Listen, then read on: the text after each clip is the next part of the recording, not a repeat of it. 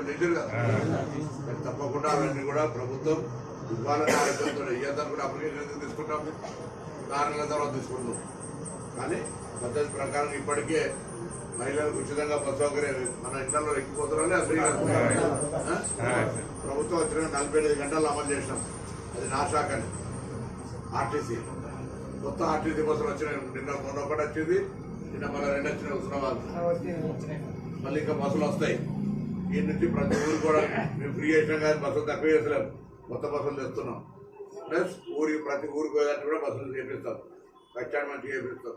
మిగతా అన్ని కూడా మానచ్చినం నీళ్ళు తెలుసుకోకుండా ఉండడానికి నిన్నే హైదరాబాద్ మున్సిపల్ ఆఫీస్కి వచ్చిపోయి ఇక్కడికి మున్సిపల్ కమిషనర్ కలిసి చూసి వేయడానికి.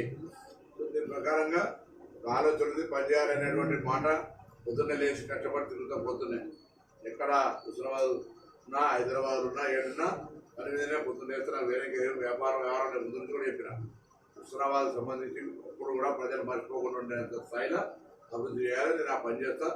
నాకు అట్లనే మీ ఆశీర్వాదం ఏంది. మీరు కూడా ఎక్కడన్నా చదువు అనుకోరు, ఏ ఇబ్బంది పడతాయి. నేను ఫోన్ చేస్తే ఏమనుకుంటాడో సార్ అనేటువంటి మాట, సార్ అనే పదం నాకు నిషేధం అన్నా.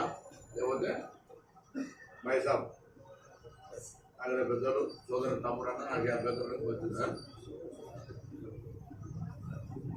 అయితే ఇటువంటి పరిస్థితులలో ఇంతకుముందు పోయినప్పుడు అక్కడ పోలీసులు అనేటటువంటి నేను సీఏ గారు కూడా చెప్పిన, ఎక్కడ వాళ్ళు ఇబ్బంది పెట్టద్దనే మాట చెప్పిన.